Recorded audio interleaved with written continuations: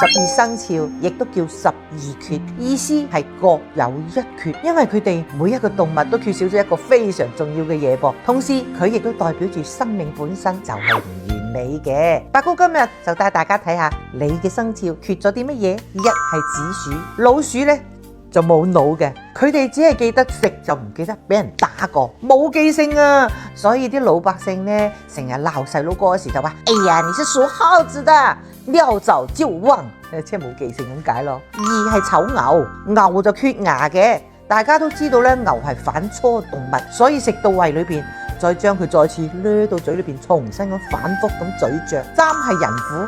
老虎係冇頸㗎，你睇下老虎，哇嗰條頸就粗過個頭係嘛？但呢個老虎缺頸，所以冇辦法轉身，佢睇人呢只能夠成個身咁去睇嘅。四係卯兔，兔呢就缺唇嘅，只有三板嘴。三板嘴點解啊？係為咗適應生存啊嘛，就可以幫助個肚呢快啲好快咁樣嚟食嘢。五係神龍，龍呢就冇耳仔嘅，龍係傳說中嘅神獸噃，古籍中呢記載住大量嘅龍。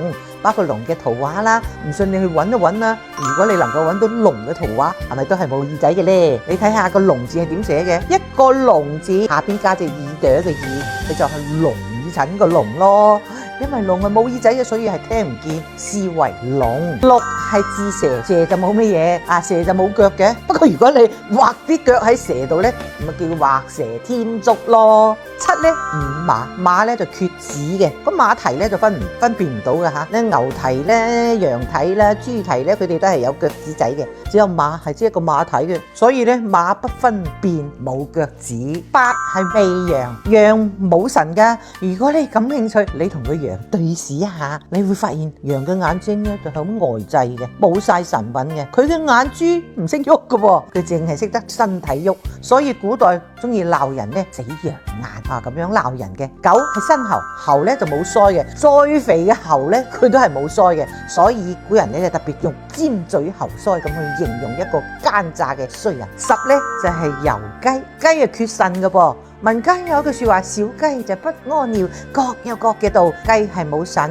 佢哋係唔識屙尿嘅。11屬狗，狗係缺味道。狗個嗅覺雖然特別靈敏，但係佢哋嘅味覺好差嘅，因為佢裏頭咧聞唔到酸咧、辣咧、臭嘅味覺，所以民間有句說話就係狗改不了食屎嘅習慣。12就係害豬，豬無壽，因為養豬就係為咗殺佢食佢嘅肉啊嘛，一年兩載成個大肥豬咁就成咗餐上案板之肉，所以就叫做豬無壽。你睇下世間萬物萬事都有佢嘅缺陷，所以人無完人，金無赤足。